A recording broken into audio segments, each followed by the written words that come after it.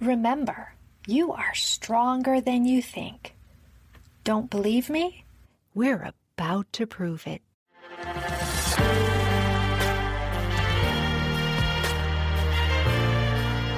Welcome back.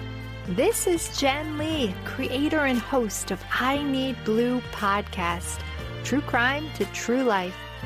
As a survivor of armed robbery and abduction, I understand the trauma and triggers survivors experience. Knowing this, and through my powerful podcast, I offer survivors a safe place to share their lived experiences.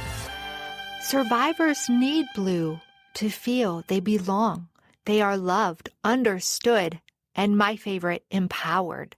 Please note, I Need Blue does contain sensitive topics which could be triggering. Please seek help if needed, and remember, you always come first. I Need Blue episodes can be found on Apple Podcast, Spotify, and many listening platforms, including my website, www.ineedblue.net. There, you will find all the episodes, valuable resources, safety tips, my newly released book and ebook, Why I Survived by Jennifer Lee. And if your passion is to learn to podcast, you will find a Learn to Podcast PDF available as well. I would like to thank Shar Good, the talented violinist who composed and performed this opening music. You can find information about Shar Good on my website. As always, thank you for listening. Let's begin today's episode. My guest today is Christine B. She heard me share my story of survival at a local ABWA meeting. During my presentation, she needed to leave the room. She felt triggered from her own traumas. Now, months later, she reached out to me and said she now has the courage to share her story with me and the listeners of I Need Blue. Like many of us, her trauma started in her younger years and seemed to accumulate during different life experiences. She navigated the emotional devastations on her own, her family living by the standards of, we don't talk about it, it never happened, and never show emotion. Christine is a professional recording artist, producer, and actress. She is here to share her journey, which includes sexual assault, domestic violence, social media bullying, and losing a baby. Christine, welcome to the I Need Blue podcast. Thank you so much for having me today. How are you doing? I'm doing great. Thank you so much for asking. But really, the question is, how are you? Because I've had a chance to hear your story, most of it anyway. And what I appreciate about you is I think sometimes people think trauma, the effects of it, you can just turn them on and off like a light switch, right? And it doesn't work that way. Even today, like me, you still deal with triggers from things that happened years ago. And for you, one particular instance that haunts you occurred in high school. Are you comfortable sharing that with us today? In high school, I was a victim of an assault that took place at a party that was off campus. A lot of the popular kids were there. And it was a pretty large party. You know, I was going into a bathroom and somebody else barged in who happened to be on one of the sports team that represented our school and closed the door behind himself. And I was like, what are you doing? You know? And he was just like, what are you doing? I'm just like, could you please leave? I was just in shock. I've never had to deal with something like that. And he just kept coming towards me. And then I heard knocks on the door. A couple more, I want to say, high school athletes came in. There were two more of them. And then they shut the door. And then they just kept like taunting me, saying like, I always wanted to know like what it would feel like to be with a Black girl, you know, things like that. And I was just like, you guys, you're in the same class as my brother. You know us. Like, what are you doing? Like, stop. And they wouldn't stop. I'm just going to leave it there. and just say that it was just really, really horrible. It was a really horrible time in my life. There was no help. I tried to talk about it. I tried to communicate with folks that I thought would understand me. I went through some of the appropriate channels, and no one listened. Nobody even cared. Nobody wanted to believe, like, oh, how could no, we just don't talk about things. No, that never happened. I'm like, are you kidding me? Like, it was just something that I had to deal with on my own. From there, I just went from being a semi-popular high school student, being involved in a lot of musical activities, and then just around my junior year, I just lost it emotionally. How old were you when the assault occurred? I was 16 years old. Yeah. We kind of prefaced it in the introduction when you said you didn't have anybody to listen, and that included your parents. How did that affect you? I became isolated from everyone because that's what I know how to do, even to this day. And it's not that I want to be antisocial, it's just because in my mind, I'm just better off being by myself, honestly. That's how I work best, to tell you the truth. I remember putting my Walkman headphones on and just turning up the volume, listening to tunes, learning new songs, and that's how I coped with it. My behaviors didn't match my parents and what they wanted me to do, so we obviously had a lot of issues, and I guess they wanted me to be like a certain type of person, but I just wasn't that girl. At the end of the day, I'm an artist. Can we share that you are adopted?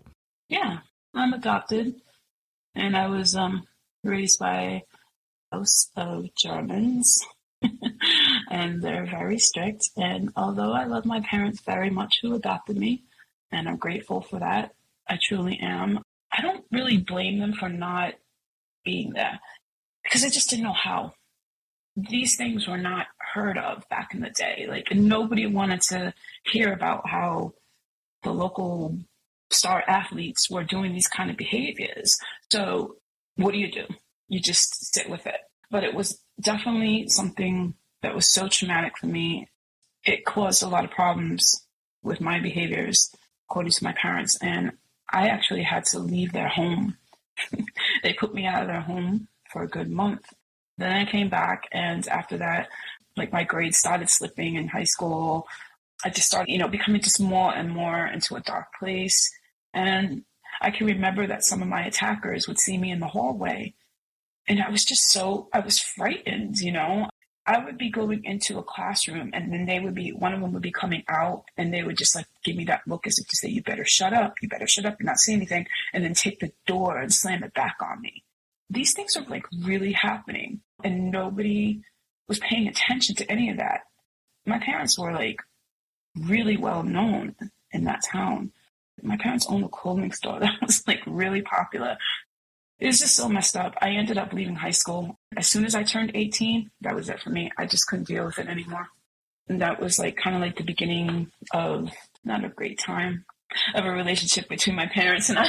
I was supposed to go off to, Berkeley College and play my flute, be a music producer, be a singer. That didn't happen. And I took an opposite route. I left high school, lived on my own, and was working during the day and was doing music at night. And that's how it all happens. And it just was not anything that my parents had planned for me. So we just stopped talking. So by the time I was 19, I just decided to be self-made. Basically take your well-being into your hands. Did you have a friend you could talk to in high school? I did. I had a best friend named Rhonda. She saw a lot of what was happening. But again, when you are going through so much, you kind of don't want to burden other people with the things that you're going through, and you don't want people to know. In a way, I was embarrassed. I was embarrassed for the fact that something like that had happened to me, and I was embarrassed for the fact that I never got the help that I needed. I was kind of like a sitting duck. Music was my only escape. It was my only route. It was my everything. To this day, I still deal with trauma, and I'm in my 50s. It's just things that you just never fully recover from. For instance, because of what happened to me in high school, I can't have white shower curtains. They either had to be clear or they had to be a different color. I just can't, because every time I see one, it just takes me back. It's a trigger for me because I was just grasping on to a shower curtain for dear life when you have like 3 different people groping at you, attacking you. One person saying like, biting on your neck and saying like, hey, I always wanted to know what it was like to be with a black girl, drunk. It's just, those are things that I'll never forget. And dealing with racial trauma most of my life growing up, it's hard because I'm a mixed woman. I'm half black and I'm half Swedish. I feel like sometimes I want to say to people like, pick a race, because I get hated on by Caucasian folks and I get hated on by black folks. So I feel sometimes I just don't fit in. So that's another reason why I kind of isolate myself. Dealing with trauma on top of that is it's even harder because I grew up in a predominantly Caucasian town. So being one of the very few black girls, that is why that statement was said to me. And I'll never forget that as I was clenching onto a white shower curtain. Yeah. As an adult, how do you rise above that? When you are being targeted on social media, we see it so much all the time, Facebook, Instagram, Twitter, whatever it is. How do you rise above that, especially in your career? Well, at first, I'll be completely transparent with everyone and say that it used to really bother me. And sometimes it still gets to me, but not as much, you know what I mean? Because I'm a lot older now. So there was a lot of time that I went through a really bad depression where I was just like, I just want to give up. I just want to quit. What am I even doing this for? But then I think about, I got to leave a legacy, some kind of something behind, right? So I think about my daughter, obviously. I'm not going to be like, I just give up because that's just not me. I was never that type of person.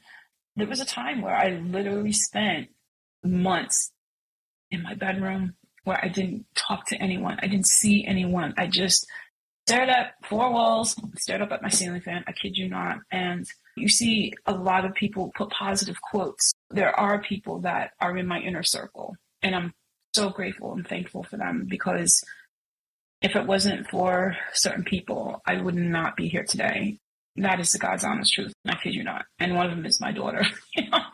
She's like my lifeline because she's the one who saved my life. When I almost passed away, she saved my life because if it wasn't for her making a 911 call and bringing the phone to me, I wouldn't be here. Can you share the circumstances which led up to 911 having to be called, Christine? I'm just now okay talking about it. I wasn't able to for the longest time. Within the past couple of years, I have placed his ashes where I needed to place them.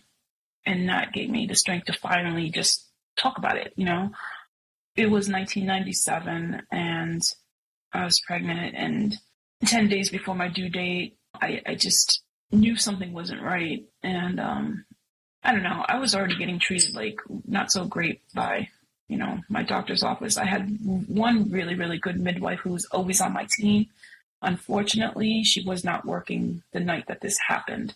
The midwife that was seeing me throughout my whole pregnancy, she was not working that night. It was January 18th, 1997, and something just wasn't right. I woke up in the middle of the night with these excruciating, I didn't even know who I was. It was that bad. It was just I was like, I couldn't talk. I couldn't breathe. The pain just wouldn't stop. There was no letting up on this pain. I felt like I was dying. I felt like this is it. Something is not right.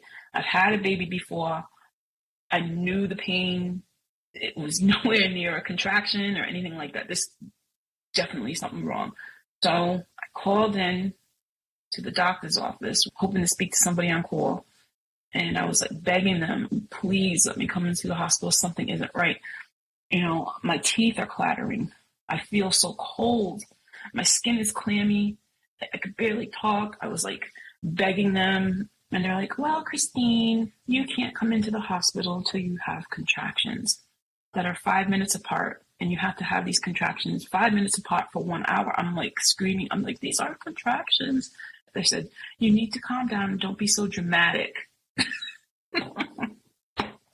Yes, ma'am. That's what they said to me. They told me that I was being dramatic. I said, not for nothing. I'm not being dramatic. And I was crying and I was just so upset. Did you call 911 at that point? Get taken there? No, I didn't know how to call 911 at that point because what was happening was my body was in shock and I didn't realize it. I just didn't know what to do. So they were telling me that I need to turn on the water in my bathroom and get into the tub and sit in the tub to turn my body temperature up. So I don't know how I did it.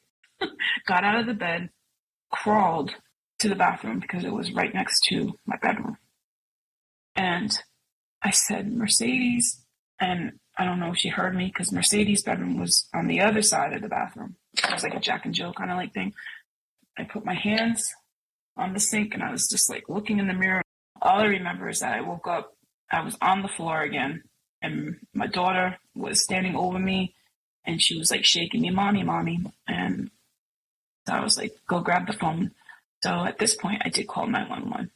So she drags in the phone and, I said, I need an ambulance. And I gave them my address. The ambulance came. My daughter let them in the house because I told her that she needed to be a big girl and to do that inside the ambulance. And I'm crying and screaming the whole time. My daughter was upset too. This was trauma for her too. And the next thing I know is that I woke up and I was on a gurney. And I was like, I don't know what happened. And they were just like, now their whole mood had changed. And they said to me, we're very sorry, Christine, but it looks like your baby has died. And we need to rush you upstairs because that's all I heard. Next thing I know, I woke up. I don't know how much time had passed. And one of my best friends was there now, who I consider now my sister, and telling me, Chris, you need to push your baby out now. Like I was already like prepped and everything. They had my legs back. I didn't even know how I got into that position. And so I had to push out a stillborn baby that was 8 pounds and 2 ounces. And I do remember that. And it was horrible. And he wasn't crying. He was blue. And it was just, I just flipped out. There's a reason why my hair can't grow past a certain length. And why my hair is lopsided on one side because I pulled out a big clump of my hair on my right side. I learned after that the reason I was going through all this pain and everything and why I kept passing out and going through that because I was dying, and I did die. I died twice because I was hemorrhaging to death. That's what was happening to me. And that's why when you said your daughter saved your life, because she went and got the phone for you and let the police officers in. Yes. Yeah. It's all good. It's okay. Take a minute. Oh, so. It's okay. Can I ask, how old is Mercedes? She's 31 now. Mercedes is 31, and she's she owns her own business, and she also works full time. And was the baby you lost a boy or a girl? It was my son. Your son. Yeah. Oh, he's a beautiful angel. Yep, that's why I named him Noel. Noel DeVay. That was his name. Beautiful. It was just that trauma when you go through something like that. It's just, you never forget it. It doesn't matter that I'm older now and I can talk about it freely, and it's great that I can do that. But it's just, because of that medical trauma, because of the way that I was treated, there's just experiences that I'll just never forget. And because of that, I put on a lot of weight. People don't realize that trauma survivors, it affects your weight because either you lose weight or you gain weight. It is a physical aspect. And people really need to understand that and really need to read about that.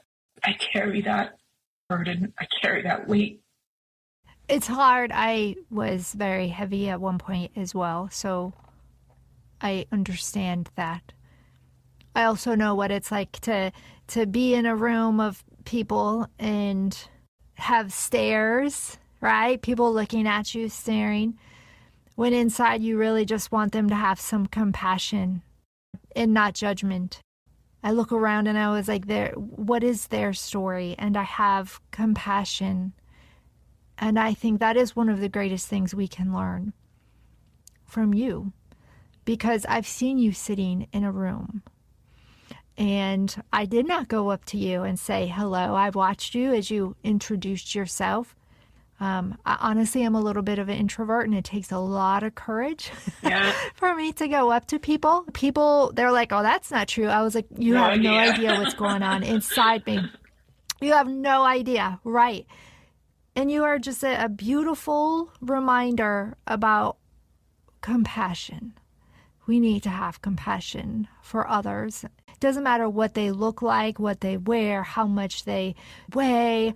None of that matters. Compassion, everyone deserves compassion. That's true. Everybody does. I think the most positive thing that people need to understand is that people are always going to hate on you. You know, as soon as you're doing something really, really positive and good and you're doing things for the community, there's always going to be somebody that is not satisfied with themselves. They're not at the level where you are and they just want to, but instead of just joining you and saying, hey, I want to do that too, let me in, they take another path and they try to be self-destructive, not only to themselves, because it is self-destructive when you have hatred in your heart and you go out of your way to make a social media post and and say something that's kind of negative. You know, when you try to be self-destructive to somebody else, I mean, that's not a very nice feeling. So you just got to learn to just like flip it around and just know that those people, you don't need them in your life. It doesn't matter if you have one or two people in your life that you know are there for you, that you know that you can depend on 24/7. And there's a lot of people that say, I have no one I can talk to. Yes, you do. There are resources out there. It's just a matter of you wanting to find the will to get that help. You know, people ask me all the time, how did you do this and how did you get strong? The answer is staring at four walls, ceiling fan. I kid you not. That's my answer. And just training my mind and knowing that I will not tolerate anything less than being successful. I will not tolerate anybody just trying to take me down anymore. I will not tolerate anyone trying to say, you know, Christine B is this or Christine B is that. No, I'm at a point in my life right now. If you're not calling me to build me up, if you can't be bothered with me, then just stay out of my life. And I don't care anymore. If all I have is just myself, my daughter, a few people, it doesn't matter to me anymore because I know what I'm doing comes from my heart and I know my purpose and I'm trying to do something that's good. And anybody else that's trying to, you know, say that I'm not, then that's your fault. That's your negativity and you could stay there. Absolutely. Christine, when did your musical entertainment career begin? My musical career, I want to say, all started much earlier than my high school days. My parents discovered that I can sing at the age of 8. They bought me a lot of instruments as well. So I started to learn how to read music when I was about 9 years old. Did that by playing the flute. And the flute was just like so calming to me. So I continued to play the flute throughout middle school and high school. And I had a piccolo as well. And then I brought home a bunch of instruments and drove my mom and my dad crazy, of course, because they're just like, stop, you know. Yeah. What is your favorite instrument? God, there's so many. I don't play the flute anymore. I don't know. I just kind of like stopped playing, but I love the flute and I love keyboards and, of course, vocals. That's an instrument within itself. But in high school, I was in the marching band. I was in chorus. I started a bunch of rock bands and we put together like different events. I was a member of the Future Business Leaders of America. They always hailed me to put together like variety shows and things like that. So that's the kind of stuff that I was doing, you know, back then. How did your parents cultivate your music and encourage you to move forward with that? Well, they were very, very supportive. They had me in dance lessons like when I was still in nursery school. It was funny. And I danced throughout, all the way up until I left home. That was one thing I did. I was in gymnastics.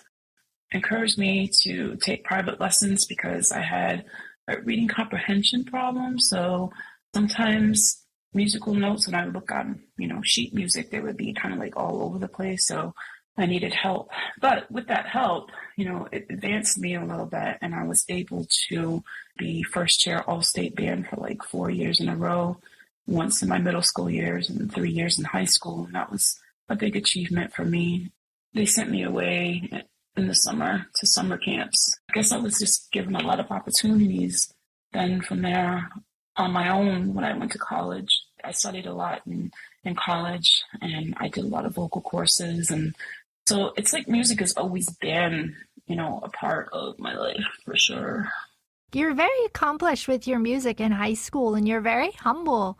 I kind of downplay it, but I think it's amazing what you accomplished. Thank you. Especially what you accomplished living through the assault and finding healthy therapy, if you will, through your music. I think that's great. Tell us a little bit more. Now you're out of high school, you're an adult. Tell me about relationships during that time. Knowing that I kind of had a crazy past and everything, and I was living on my own. The first boyfriend that I had after I left my house, I thought he was fantastic, and oh my God, this is the love of my life. And of course, like, I was 19, 20 years old, right? Dumb. No, he didn't have his stuff together, and was kind of a domestic abuser. Like I said, I was young, and I took him back, kept taking him back a few times, and then finally I was just like, okay, something's not right here. And finally everything clicked. And then I met my daughter's father. He was just like, why are you with that loser? I'll never forget that when he said that to me, because I was bartending, and that's why I met him. My daughter's father kept coming in and saying, I'm going to take you out to dinner. And I'm like, where? And he was like, I'm going to take you to Burger King. I'm like, Burger King? Are you serious? And he was like, yeah, what's wrong with Burger King? So he kept coming in. So finally we went on the date and everything. And he's like, I don't understand why you're with that loser. Well, if you're with me, I'll never treat you like that. And you don't ever have to worry about that. And I have a big family, and you'd be a part of that family, blah, blah, blah, blah, blah. And so that's kind of like what attracted me to him. From there, I guess one thing led to another, and eventually him and I got together. Then, I'm pregnant, and then I have my daughter. But the relationship between my daughter's father and I wasn't the greatest. And I have to own some of that because we were both so young, and we would just get into these stupid little fights. But I didn't really realize who I was with. That's all I'm going to say. And one thing led to another. And the promise that he made me about me feeling secure and safe, and all those things kind of like went out the window, and it devastated me tremendously. I didn't feel safe, and I didn't feel secure. And I felt once again that I was alone without a family. Here I am, back to square one. It really sucked. I became a single mom and just started doing things on my own. I went back to school. Going back to that first relationship, when did you recognize that it wasn't healthy? Because there are many people who are in relationships, and maybe their friends are telling them, what are you doing? Well, it wasn't healthy when I got into a verbal altercation with him, and he ended up taking his arms and trying to strangle me, punching me in my face to the point where the right side of my face was all swollen up. I ran out of that house, and at the time I was living in Newport, like right around where the hospital was. I just ran. That's all I knew how to do was run. I ran. I had no shoes on my feet. In the late 80s, remember when those shiny spandex? I had shiny spandex, no shoes on, just a skimpy little t-shirt. And I ran, and I found a payphone, and I called my mom and dad, and I was like, please, I begged them to let me come home. It's like almost midnight, and I called them. I was like crying, and I was like begging them. I was like, please let me come home. This is what happened, blah, blah, blah, blah, blah. And they were like, no, you can't come home. I'm like, why? And they're like, well, you made your choice to leave our house. Yeah, I was 20 years old. Wow. What did you do? Because again, you've gone to I just went to the hospital. I went to the hospital, And I guess I was in really rough shape because all I remember is waking up, and I guess a lot of time had passed, and an advocate from a domestic violence shelter was there, sitting next to me, next to my hospital bed. Evidently, I had suffered a really bad concussion, and Yeah. I was really sick, and I was really hurt. I had to have a police escort go to the house where I was staying, where he was. I got my stuff out of there, and from there I went into a shelter. This is obviously before my daughter's father and I got together. Yeah. How long were you in the shelter? And I'm so glad that was available to you and that you found it. I was there for maybe about a month, and then I was able to find a place. People, they rent out rooms and stuff like that. So that's what I did. I was working in a restaurant, I was doing music, and I was working at a convenience store, and I was also a hairdresser. So I was doing a lot. Do you think you kept yourself so busy in a way so you didn't have to feel the pain that you felt inside? Part of that, true. But trust me, it's always at night. Sleeping has always been a difficult task for me. That's when I feel everything. Every time I just close my eyes, I sleep maybe like a few hours a night, and then I'm up and I just find things to do. Right. So when you're laying there at night, is your mind just racing? And is it thoughts of what can I do to be successful next? See, I have a whole routine. I have to make sure all my doors are locked and shut. I have to make sure my whole house is secure. I go through this whole thing, and I'm still not feeling 100%. Like, I have security cameras at my house, and sometimes they're very sensitive, right? And even if the wind blows the wrong way, they'll go off. And I'm up. And it's just a sense of feeling secure, number one. And number two, it's just I go over the things that have happened to me in the past. And I think about, like, how would this person do this? And if I had that chance to face that person again, this is what I'd say to them. I go over things like that in my mind, Yeah. Realizing that I'll never get that opportunity. I don't want that opportunity because I don't want to see that person again. But it's still there. The trauma's still there, and I can't be enclosed. I like my house very open. I know you said you don't want to see the person that hurt you. Sometimes they say, write a letter. Write a letter as though you are putting all of those feelings, whatever it is, do that. Sometimes that is part of a healing process as well. Have you ever done anything like that? It's funny you say that because a lot of my music, they are the letters that you speak of. A lot of the lyrics. If people really listen closely to the lyrics, I'm actually telling the story. I'm retelling it. And if you have even a little clip of a song so others can hear your beautiful voice, your talented voice, your beautiful message, I would love to include that.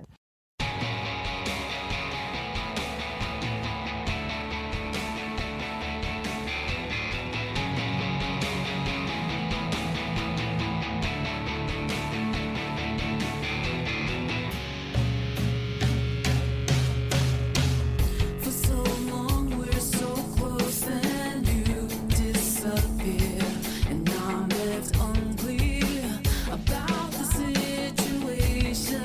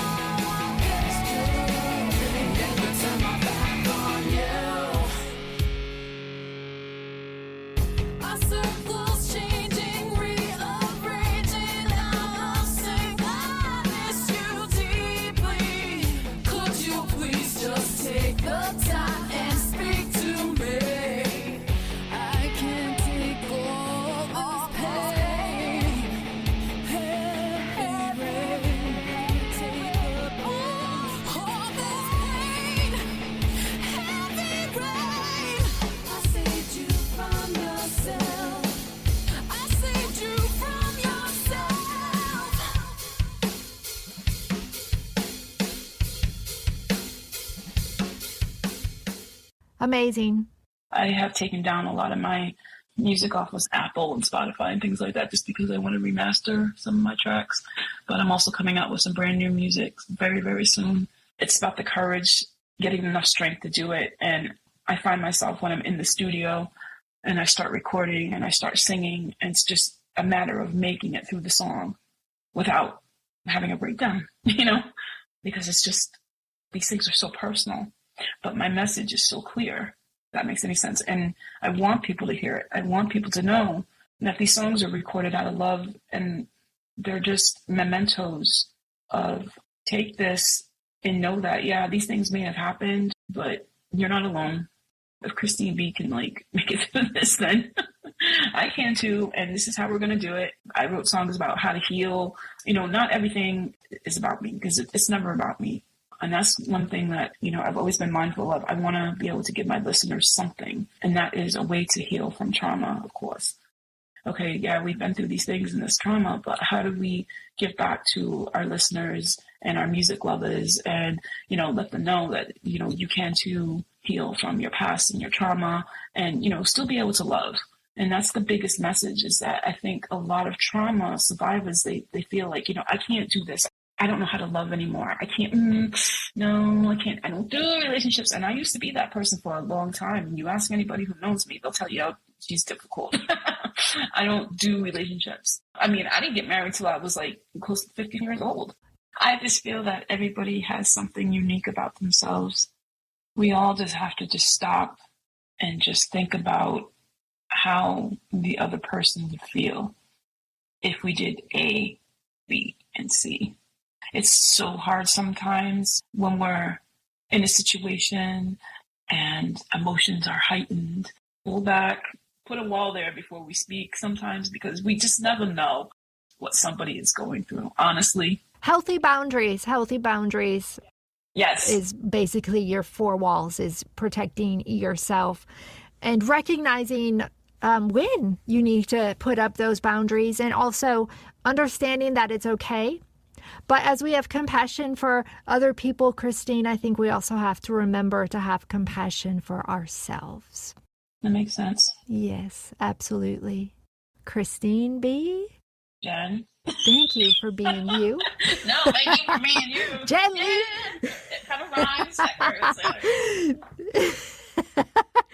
Yeah, thank you for being you. And thank you for being my guest on I Need Blue podcast. Thank you so very much for having me. I'm grateful and I'm very honored. Thank you so much for listening today. This is Jen Lee with the I Need Blue podcast. To find all of my episodes, you can visit my website, www.ineedblue.net. You can also find me on all of your favorite podcast platforms. Check me out on Facebook, Instagram, YouTube, all of those favorite fun social media sites. And remember, you are stronger than you think.